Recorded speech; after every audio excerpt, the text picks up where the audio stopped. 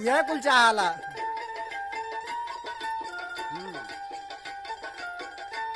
जियो शेर, क्या बात है?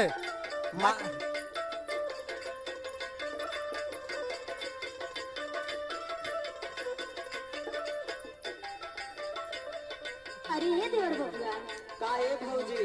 ई काफी कलम लेके कहाँ जा पड़ा हो?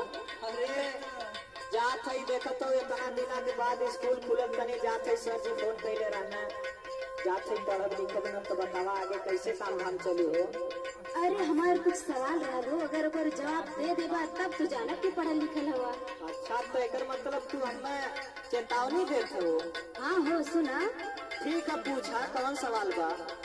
कवने ऐसन चीजिया ता मर्दा छिपावे, सुनत है? कवने ऐसन चीजिया ता मर्दा छिपावे, अरे देवरू औरत चलेनी देखाओ।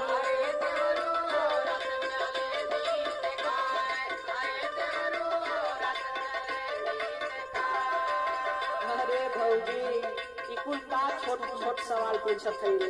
अरे बतावा तब न जानी। सुना, अगर पूछत हो तो बतावत है। बतावा।